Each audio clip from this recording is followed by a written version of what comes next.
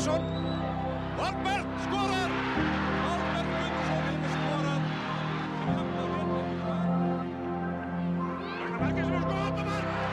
Glæsilega! Óskar Rafn á móti Bjarna. Og Bjarni með góða sendingu fyrir og það er Andri Ingvarsson!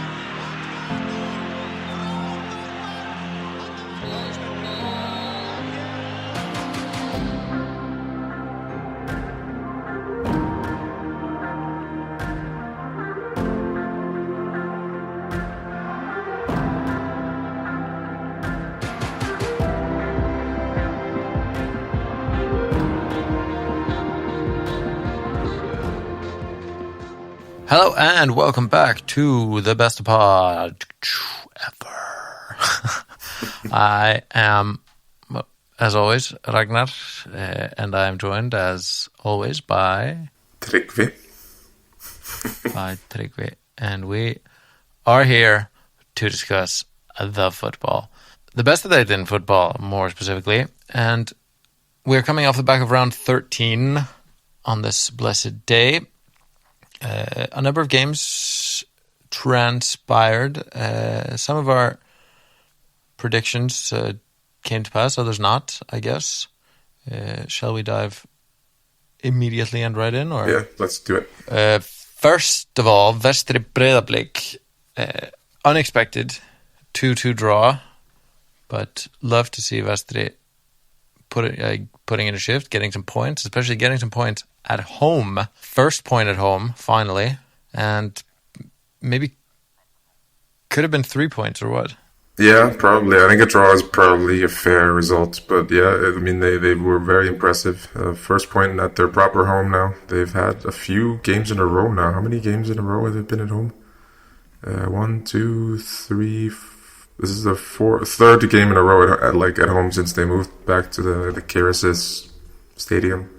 And yeah, it was two not so great results, but they stepped up against Breiðablik. A bit of a toothless Breiðablik, and there was a reason for that, I guess. They were missing one of their best players, and who they will be missing for the rest of the season and for the foreseeable future. Of course, but not through injury, but through sale, because it has now been confirmed, like we talked about last time, that Jacinta is indeed going to Grimsby and has gone to Grimsby. He's gone. Yeah, he sat out this. He wasn't a part of this matchday squad against Vestri. There was some people were criticizing him him and Breiðablik, that they even let him go because apparently he was, looking at the facilities and stuff. But I don't know. It seems like pretty standard practice that when you're on the verge of finalizing a move, you don't want to be playing a game. Yeah, I mean, it happens literally all of the time. So I don't think that's anything weird there. If it was the other way around and he was coming back from Grimsby, they would want him not playing that last game either. So yeah, but no. Suck it up, unfortunately. So yeah, but it looked a bit toothless. They scored a nice goal from a set piece. They got a penalty, which in my opinion was a bit iffy. The push on Victor wasn't the biggest push in the world. No. But rest of it, went down twice and responded twice, which is, I guess, I don't know if it's better to respond twice to going down or if it's better to go up and then get pushed back. I'm not sure which one is better. Responding is probably better, given that you're going to concede a goal anyway. Yeah. If we're creating a situation like that, then I guess you would rather be the team that comes back strong than the one who always sort of buckles when you go up. Yeah, I think so. That makes sense. So it's good. Yeah, Vesta did good. We can confirm. So it was an important point, though. 2 losses at home in a row. In these run of games at home. They have one more now against Kawa on Sunday. That's a big one. Yeah, that'll be a huge one. They really need something there because they're getting drawn towards the bottom, towards Fylkir. So they needed a point, and so it was really important. Yeah, well, I mean, they're on 11 points. Kawa on 12, Hauka on 13, Kawa on 14. I mean, they're only 3 points off of 8th. 5 points off of 7th. It's anything could happen. Yeah, no, they're not down and out, but I think it's important to get, when you have 3 losses in a row, it's important to get at least a point on the board. Yeah, absolutely. Question is, whether they can beat Kawa, because Kawa also drew against one of the sort of upper teams, 1-1 against FH at FH in Hafnarfjörður. So that's a pretty big point for them as well. Yeah, not the best game in the world. Or at least, I don't know, maybe I missed something, maybe I zoned out, I don't know. I don't know, it wasn't the greatest. I think FH would be very disappointed not to get more from that, going up front. Another debatable, I guess the most debatable goal from this weekend, that goal, the opener from FH. Mm-hmm. To be honest, when I was watching it, when watching it back, it's very obvious that he's offside. But when I was watching it, I was mostly just horrified by the defending. Like they let FH get the first header very easily. Like a guy on the near post gets a header very easily that gets blocked, and then it sort of goes up in the air, and Ulur August just sort of is the only one that goes for it. I don't know, the Kawa defense was just paralyzed in that whole corner routine. But then he was, I think it was Sigurður Bjartur who was offside, and sort of was blocking, I guess, the goalkeeper or what. I mean, yeah, it's ludicrous. He is absolutely offside. He ducks under the ball at the very last second, sort of coming towards him. There's in no way can you argue that he didn't interfere with play there. No. And then there was, apparently the players went to the linesman who said that, yeah, he's definitely offside, but the referee said he wasn't interfering, so the linesman throwing the referee under the bus. I mean, I guess that's fair. Yeah, it is his call, I guess, so yeah. I mean, fair play from the linesman. But I agree with you that the defending anyway on it isn't stellar. I mean, the first header, or attempted header by the defense, is kind of pathetic, but I guess he has a FO player right in front of him who he thinks he's going to go for the ball. And then, yeah, it's very reactive defending, and they're all kind of bunched up. Doesn't make them look great, but there's no way that goal should have stood. No, not at all. I mean, regardless, they were 1-0 up against, at home against the Kawa. That's a game I think most people would have expected FO to see out. That's what they do well. They would fit in right at the Euros, sitting back and defending a lead. Yeah, especially coming off, I think it was last week when they were praising themselves for their best defensive performance in the league yet this season. And then to come off the back of that at home and to fail to defend a 1-0 lead like this against a team that's pretty far down the table, it doesn't make you look great. No, and the defending for the equalizer, I think, was also pretty sketchy. Like, there was a sort of attempted ball across the pitch, mishit, or at least not a very good pass, and then the defender, I think, Ausi just completely mishits it, and basically a very poor pass gets a Kawa defender 1-on-1 with a goalkeeper. I think it wasn't the greatest handling of that situation. And then he was smart. Hallgrímur knew exactly what he was doing, and just lifting the ball over the goalkeeper and getting that penalty. Yeah, I mean, it was a great attempted finish. Do you think he was fishing for the penalty? No, I don't think he was diving, but he's trying to go over the keeper, but then I think he sort of, I don't know if he was trying to shoot there or if he's trying to go over. I don't know, but I think he sort of covered all bases very, very easily. I don't think it was diving or anything. I think it's all a fair penalty, but I think he did it very well. He tried to get a shot off, but also made sure that if it didn't hit the goal, he would get a penalty. Yeah, I mean, I think it's a great sort of attempted finish. It's a little bit. Would it have gone in? I don't know, but the way the goalkeeper comes out, I think, is not super convincing. He kind of sort of runs out at him, hesitates a little much, and then tackles like an outfielder, sort of feet first rather than closing down. Yeah, exactly. Yeah, as well as it is done by the attacker, it's equally terribly done by the goalkeeper. I think absolutely fair penalty call. Yeah, no, definitely penalty. And then, yeah, I agree with you. He came out a bit like a defender rather than a goalkeeper.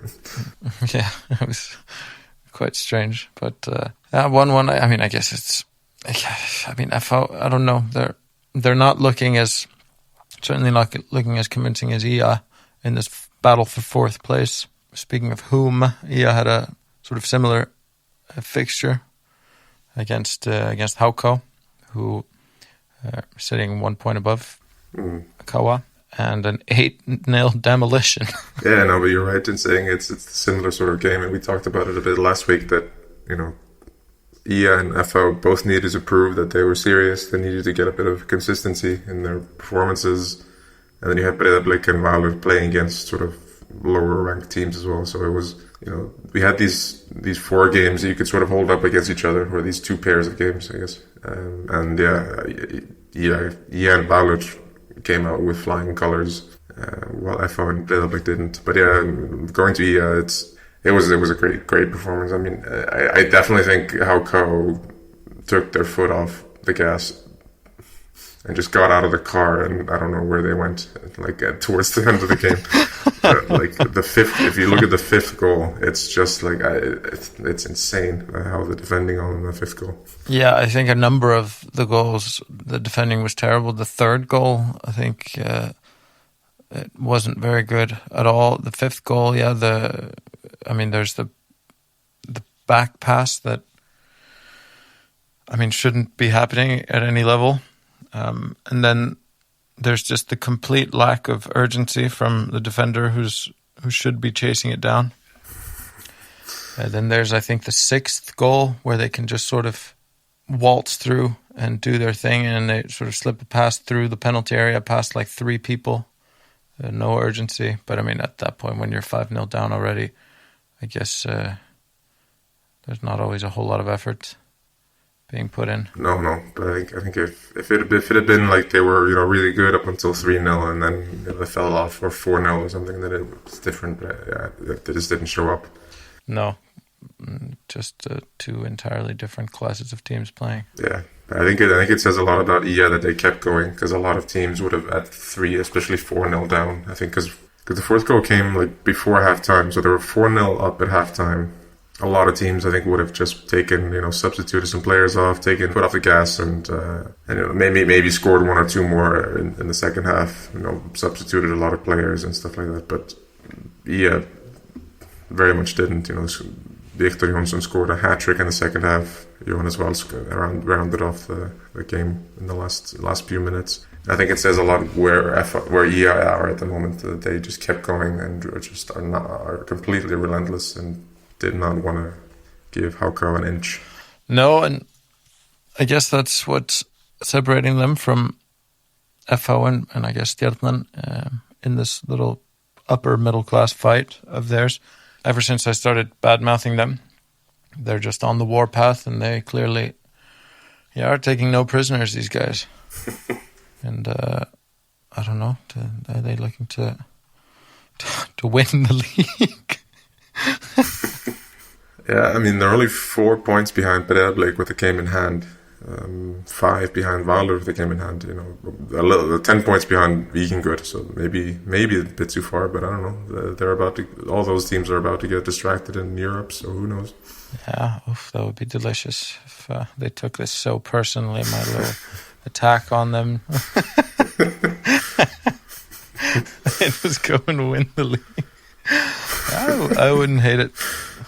Then I'd get an EA jersey. And just a poster of you on the tele celebrations. On a dartboard. Oh, God. Well, congratulations to them. You're welcome for me lighting a fire under you. But, they're looking great. They're a real team. So they'll be fun to watch from now on. I think they've solidified their upper half status. I don't think anyone will be taking that away from them. It's only really FV that could do it at this point. The other one being Stjarnan, and Stjarnan in true Stjarnan fashion were chaos merchants in that they didn't really bring a lot of chaos. Yeah, exactly. Which was unexpected. Yeah, we asked our listeners how many goals would be in this game. Some people said 5, some people said 3. So it was, there's a few difference. I think we had I think one person said 2 or something, and so one person said 6, maybe even. It was a lot of difference between the numbers. But we ended up with just 2. a 1-1 draw, Stjarnan. Which, I mean, I guess that's a score for Kawar. A big get there of 2 points against Stjarnan. I don't know. Yeah, 3 draws in a row now for Palma's new reign. That's nothing's. Yeah, I mean, there's not much to say about this game or the Palme era so far. Not that he's done anything horribly wrong. It's just, I don't know, it just seems they're just sort of sitting back and trying to get some points. I guess hoping to do enough to.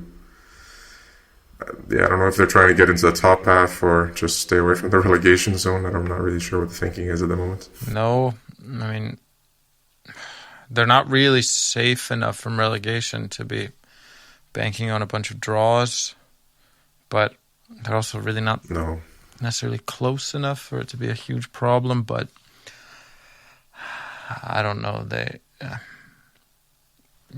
I don't know. Like you said, I mean, if you look at the last few games before the split, they have Fram away, and on tomorrow, on Thursday, which is definitely not if we try to give some points. So how many points? 0 points or 1 point? Is that a draw maybe? Yeah, at a stretch. Yeah. So let's say a draw, 1 point there. Away at Breiðablik the next round.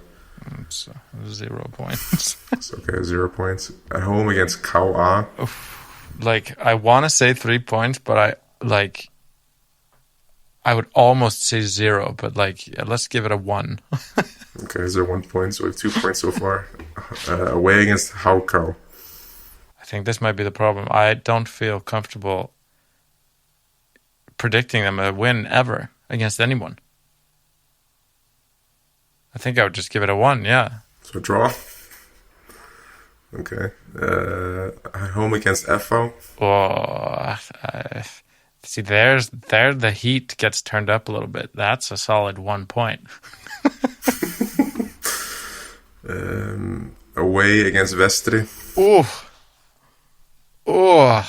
I mean, Vestri have been racking up the points at home. We have 1. Let's call that a 3. Let's give them something here. Okay, so upwards 7 points. At home against Víkingur. I think we can move on.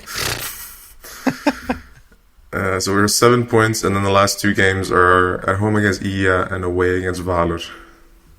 That's 2 zeros. Yeah, so it's 7 points from the last however many games that was. There's no way that Ia are going to let my team win. It's insane. So that's 7 points. So that takes them up to 21. That takes them up to where FH are now. Yeah. So Stjarnan need 4 more points, basically. Or 2. They need to win twice, which God knows what they'll do. And then Coward aren't making it to the top half. Yeah, I mean, same with Fram. They just need 2 wins there as well. Yeah. So, yeah, I mean, I've resigned myself to Coward being in the bottom half, but then the question is, are they just going to get themselves relegated? Yeah, but then the split, right? Because then you're only playing the lower ranked team, so there's no more. So in theory, that's when it should be easier for the bigger teams to get enough points. But yeah, I mean, it's hard to. I mean, they haven't won at home for so long, so it's yeah. We'll see. I don't think we should spend any more time on the Coward or this game. No, absolutely not. But Coward are currently just looking at the table, the only team with no wins in their last 5. Yeah. So, moving on.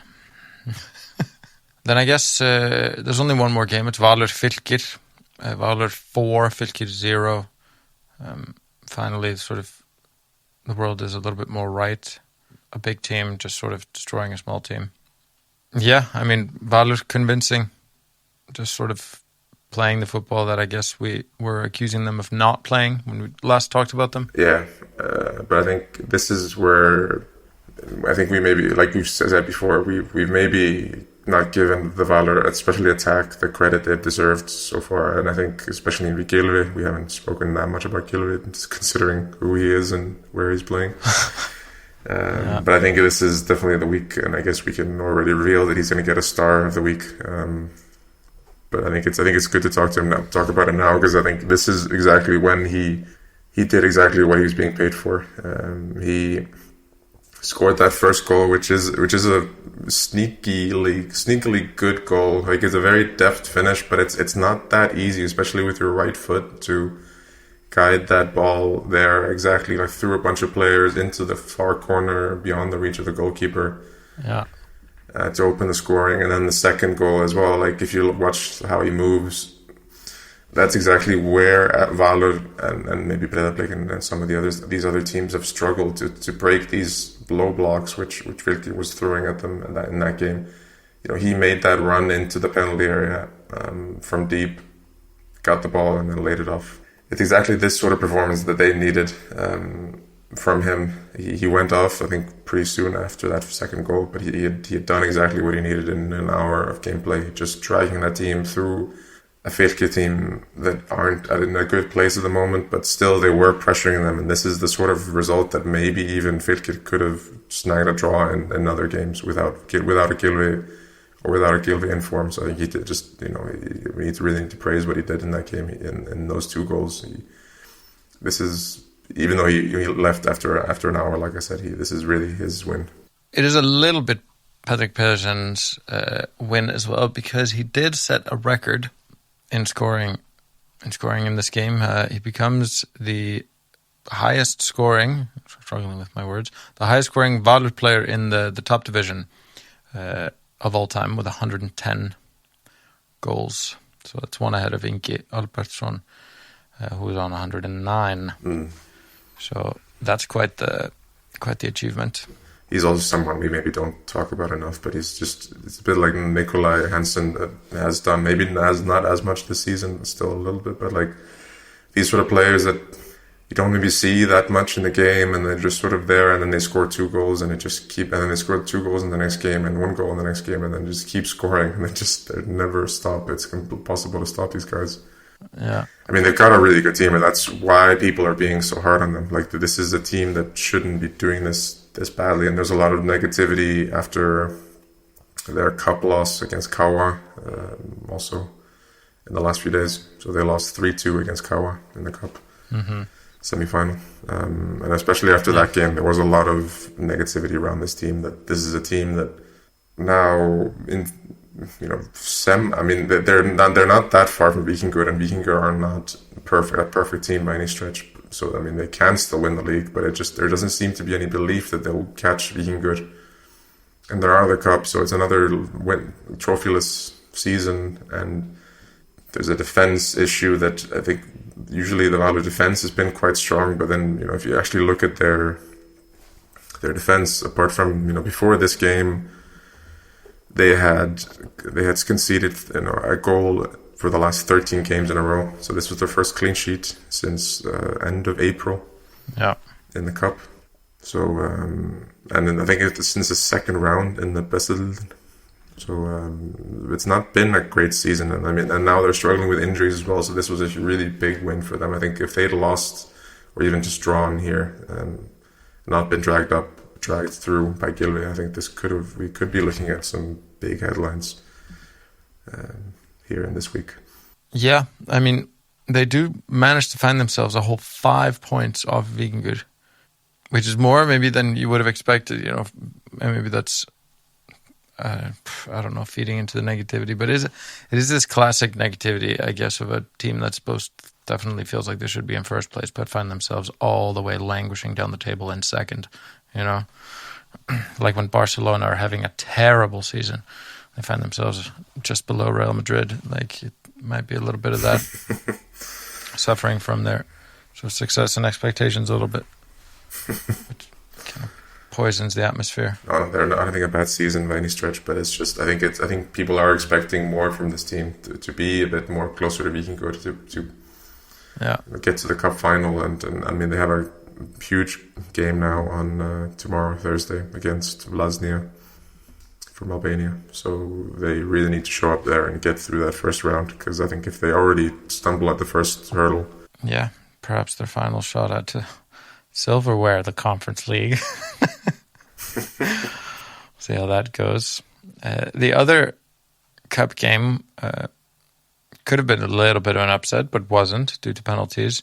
Víkingur making it into their 5th cup final in a row, which hasn't happened since Kauer in the early 60s. So that's something. Yeah, so we have a repeat of last year's finals. Víkingur Kauer. Kauer were very thoroughly outplayed in that game. The weather, I remember the weather was horrible. I was in Iceland at that point and I would consider going, but the weather was so dreadful that I just I couldn't convince my dad to go with me. A fair weather fan, if you will. Yeah, but understandable. But you would expect, even though Kauer beat Valur, you would expect Víkingur to... Yeah, for sure. To win it again. I think it's only if they maybe make it super far into Europe, Víkingur, and then they're stretched and don't have the players, they might prioritize that over the cup. But yeah, I mean, a semi-fit Víkingur side should be able to beat Kauer nine times out of 10. That would make them.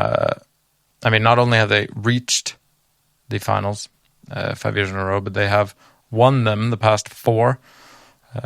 So that would mean that they would equal Kauer's record there of winning the cup 5 times in a row. Yeah. So I'm sure that's something they are very hyped up to do. In other news, the European games, the Conference League games have not happened yet as of recording, but the Champions League qualifying game between Víkingur and Shamrock Rovers ended 0-0 with 0 shots on target. Yeah, 17 corners for Víkingur, no shots on target. Yeah, this could be a huge missed opportunity because, as many have said post-game, this is not how Shamrock Rovers will line up in the second leg. They will go for Víkingur in the second leg at home in Ireland. They sat back, they defended, they came back with a clean sheet, they got exactly what they wanted. They even had 2 dangerous chances to seal it at the very end through some sloppy defensive work. And this could be quite bad for Víkingur to not at least score a goal, to not have something to take with them to Ireland, because it's not gonna be easy. But Elbek did go there and win last year, so it's not unprecedented. But we'll see how they do. But it's not the greatest start to this tie. And perhaps it will be harder to face an Irish team now in the future because their national team, I don't know if everyone's heard this, has just announced a new manager, Heimir, our old Iceland manager, the legend. So maybe he's going to be there, infiltrating, telling them Rovers what to do. Yeah, no, I'm excited about that as well. Excited to see what he does. I think his first game is against England in Ireland, so that hopefully he can ingratiate himself with the Irish fans with a Nations League win against the English. That would be a quick way to their hearts. Yeah, that would be good. That would be good. But speaking of moves such as that, there's also a significant amount of transfer news that have hit the press. Where to start? Well, obviously, we already talked about Jasundade and his move to Grimsby. There's also Sveit Sigurður, the goalkeeper, has moved to Vestri to give Will Eskilainen a little bit of competition, maybe because they heard us last week or the week before talking about the stats. I'm sure they didn't already have access to that. So, I mean, if nothing, it'll be good to provide him with some competition there, but I'm sure he'll get a couple of games. Other goalkeeping moves, Ögmundur Kristins in at Valur, Fredrik Skram confirmed not renewing with them, so leaving, latest at the end of the season.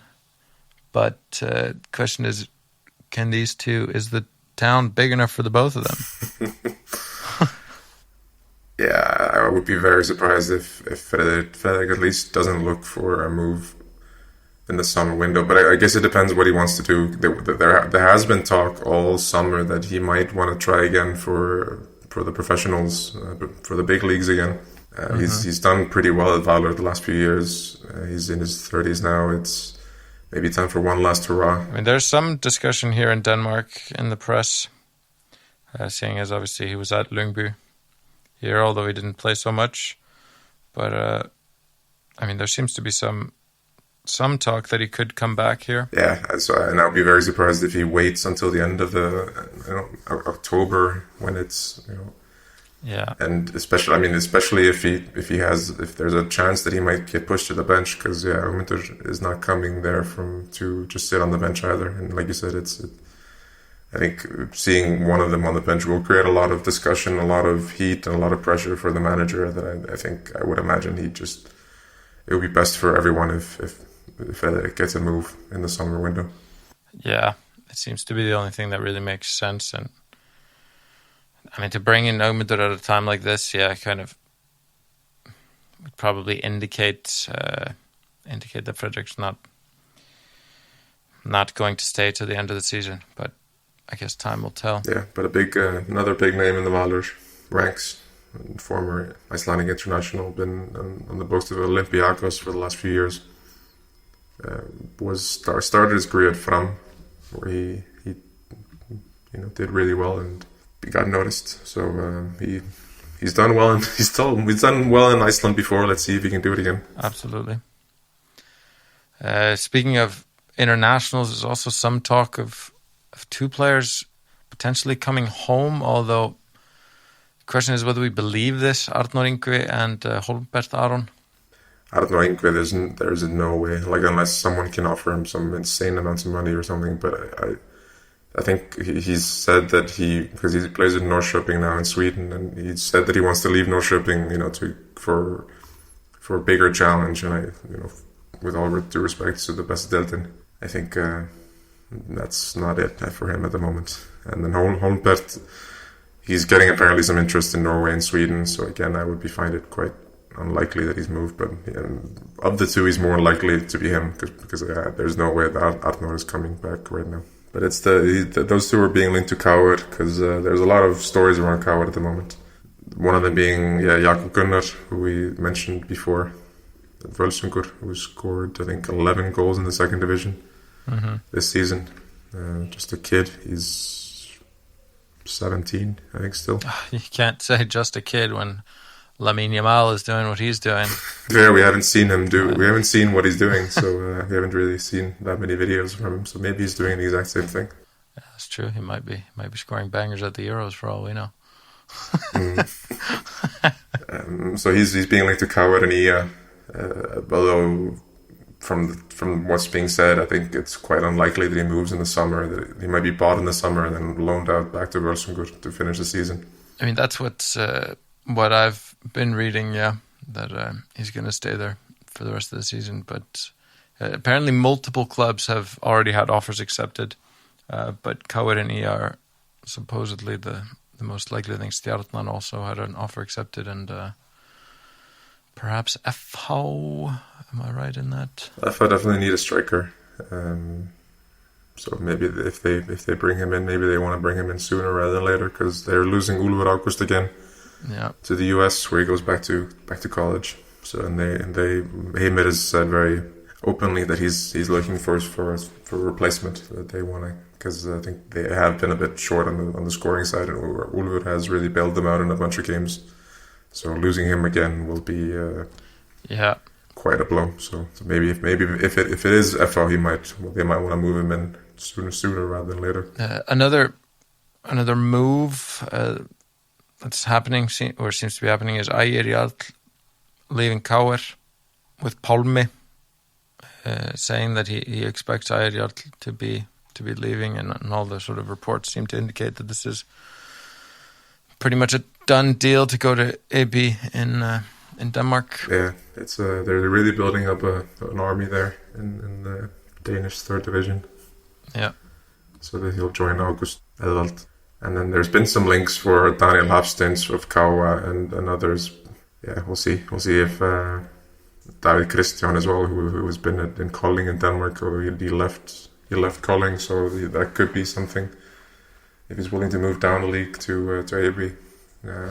But yeah, they're really building something there. Let's see how long this project lasts. There's been a lot of these projects in Denmark, not with Icelandic players, but just in general, sort of people come in, buy clubs, and then pump a lot of money in them, and then after 2 or 3 years, when they realize that this costs a lot of money and there's not much returns, and maybe the progress isn't going as fast as possible as they would like. They leave the team in fairly dire straits, so let's hope that's not happening here. No, but it very well might. Maybe they need some financial fair play rules.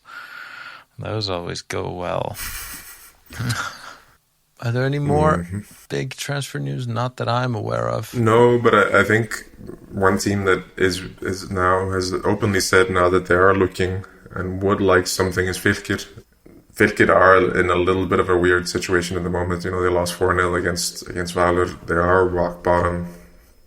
I still don't think they're playing like terribly in most games. That they have games where they're maybe not the greatest, but I don't think they're that far from, you know, having a few good results and dragging themselves out of the relegation spot.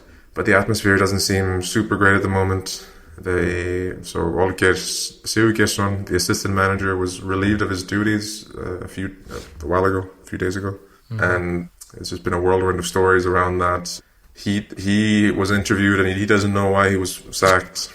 The players don't know why he was sacked. He was apparently well liked. Rúnar Páll, the manager, doesn't know why he was sacked and is confused and sort of said that this might make him consider his future or consider his position at the club.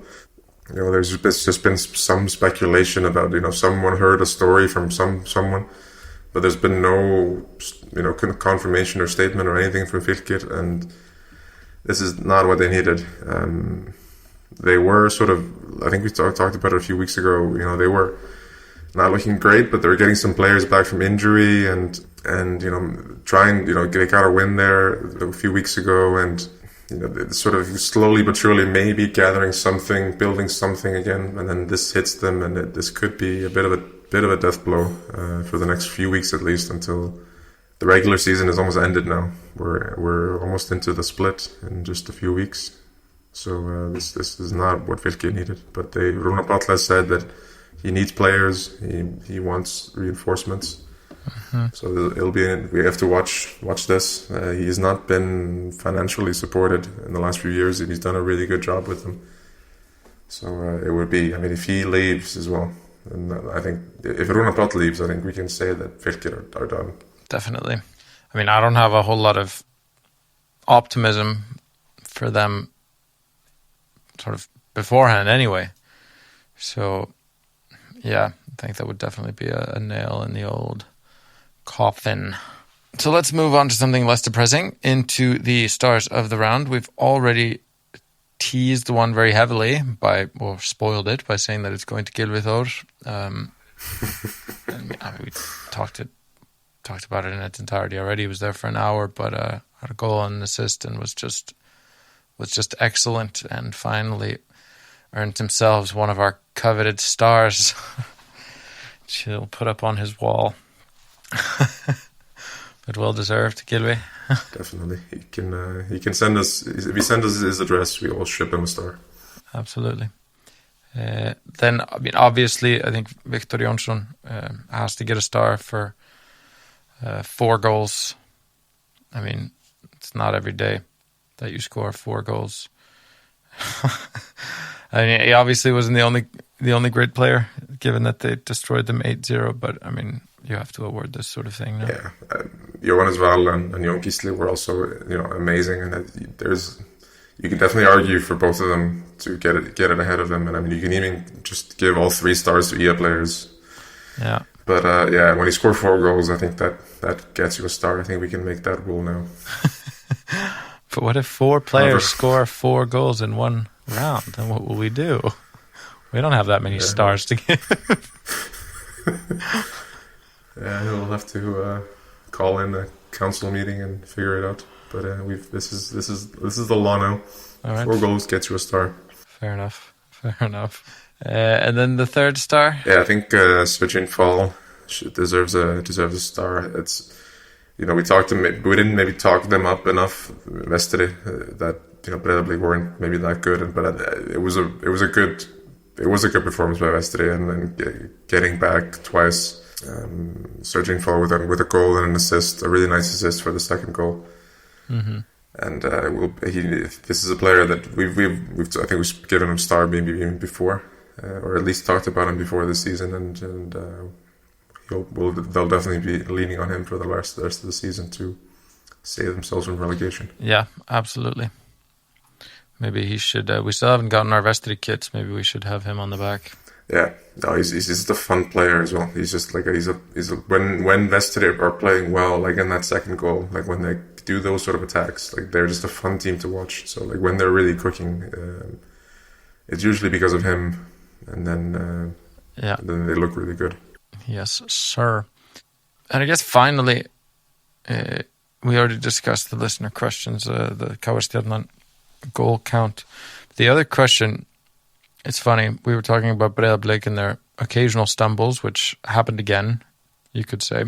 And whether it's down to the players or the manager, we had a near perfect split on what people thought of players and managers. So there seems to be no consensus among the people. No, we have to be see a bit more evidence, I guess, and then especially we'll see, especially now the Jasmine is left. If they don't bring anyone else in this week, we'll see if they can if they'll sink or swim without one of their main life preservers. Absolutely, we will.